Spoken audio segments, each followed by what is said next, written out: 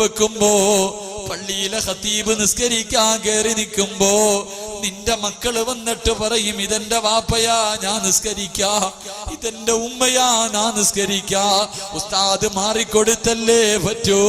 പക്ഷേ നിസ്കരിക്കുന്ന പൊന്നുമോൻ അവന് കള്ളു കുടിച്ചവനായിരിക്കാ, വ്യഭിചരിച്ചവനായിരിക്കാ, പലിശ തിന്നവനായിരിക്കാ, അന്നത്തെ ദിവസം സുബഹി പോലും നിസ്കരിക്കാത്തവരായിരിക്കാ. ഈ മജ്‌ലിസിൽ ഒരുമിച്ച് കൂടിയ എന്റെ പ്രിയപ്പെട്ട മുസ്ലിമീങ്ങളോട് ഉണർത്തുകയാണ്, സുബഹി നിസ്കരിക്കാത്ത ആരും മയ്യത്ത് നിസ്കരിക്കല്ലേ.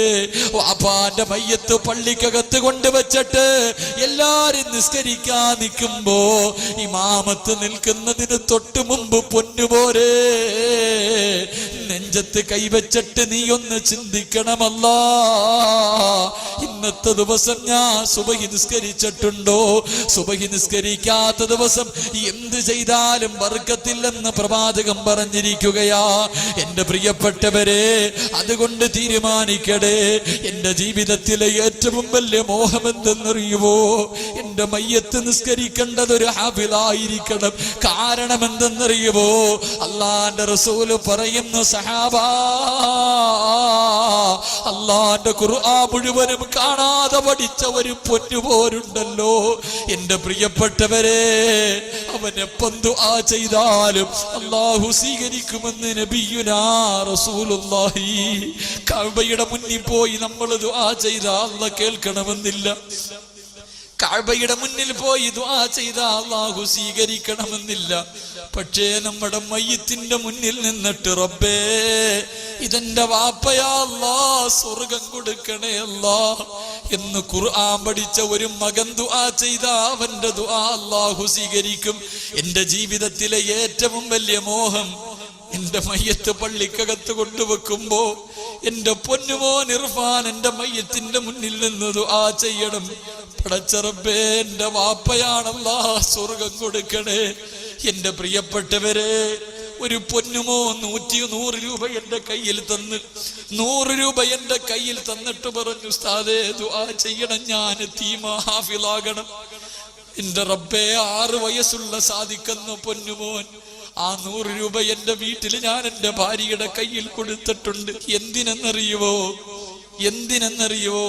4 മാസം പ്രായമുള്ള എന്റെ പൊന്നുമോ വളർന്നു വരുമ്പോ അവന്റെ കയ്യിൽ കൊടുത്തിട്ടടാ, നിന്നെ പോലെ ഒരു പയ്യൻ പറഞ്ഞതാ, ഹാഫിളാകണേ എന്നെന്റെ പൊന്നുമോനെ ആഗ്രഹിപ്പിക്കാൻ ഞാൻ വീട്ടിൽ വെച്ചിരിക്കുകയാ.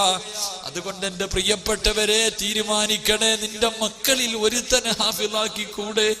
നിന്നെ സ്വർഗത്തിൽ കൊണ്ടുപോകാൻ, നിന്റെ മയ്യത്ത് നിസ്കരിക്കാൻ. എന്റെ പ്രിയപ്പെട്ടവരെ, നിന്റെ മക്കളിൽ ഒരുത്തനെ ഹാഫിളാക്കിക്കോ. എന്റെ പ്രിയപ്പെട്ട ഉമ്മയോട് പറയുന്നുമ്മാ, കോടികൾ കിട്ടിയാ നിനക്ക് സമാധാനമുണ്ടാകില്ല, കോടികൾ കൊടുത്താ നിനക്ക് കെട്ടില്ല ഉമ്മ. നീ നൊന്ത് പ്രസവിച്ച ഒരു പൊന്നുമോനെ ഖുർആൻ പഠിപ്പിച്ചോ, അവനെ ഹാഫിളാക്കിക്കോ, അവന്റെ കൈ പിടിച്ചുകൊണ്ട് നിനക്ക് സ്വർഗത്തിൽ പോകാൻ കഴിയും.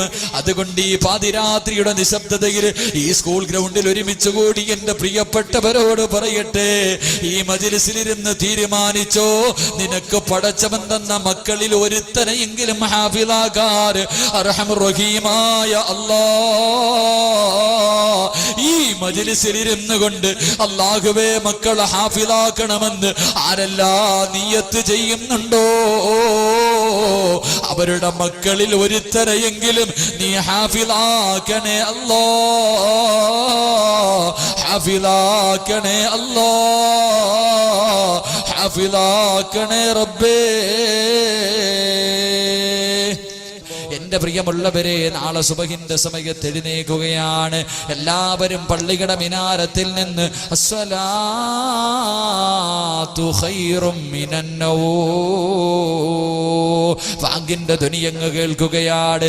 ഈ മജ്‌ലിസിൽ ഒരുമിച്ച് കൂടിയ ആണുങ്ങളെ മുഴുവനും പള്ളിയിലേക്ക് കടന്നു ചെല്ലുകയാ. സഹോദരിമാര് മുഴുവനും മുസല്ലയിലേക്ക് ഒതുവെടുത്തിട്ട് കയറുകയാണ്. ഒതുവെടുക്കുമ്പോ വൃത്തിയായി സമാധാനത്തോടുകൂടി ഒതുവെടുക്കണം.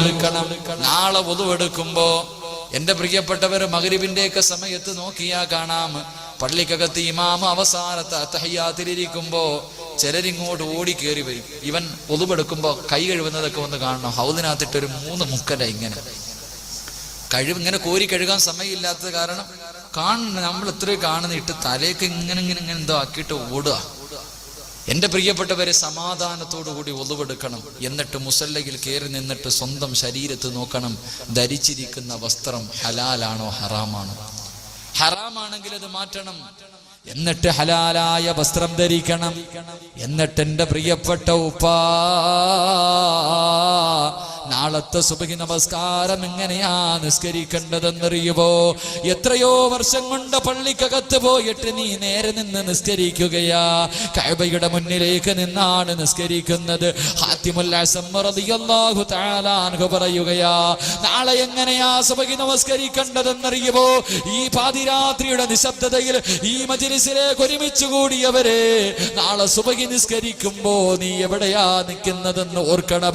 അല്ലാഹുവിന്റെ പ്രവാചകൻ പറയുകയാണ്, ലക്ഷക്കണക്കിന് കിലോമീറ്ററുകൾക്കപ്പുറത്ത് കിടക്കുന്ന പരിശുദ്ധ കഅബാലയമുണ്ടല്ലോ, ആ കഅബയുടെ മുന്നിൽ പോയി ഒരു മനുഷ്യൻ ആദ്യമായിട്ട് എന്ത് ചോദിച്ചാലും പടച്ചവൻ തരാമെന്ന് പറഞ്ഞ കഅബയുണ്ടല്ലോ, അല്ലാഹുവിന്റെ റസൂൽ തന്റെ നെഞ്ച് ചേർത്ത് വെച്ച് കരഞ്ഞ കഅബയുണ്ടല്ലോ. അല്ലാഹുവിന്റെ റസൂൽ പറയുന്ന സഹാബാ, ആ കഅബയെ കണ്ടുകൊണ്ട് നിസ്കരിക്കടേ. നാളെ സുബഹി നിസ്കരിക്കുമ്പോ നിന്റെ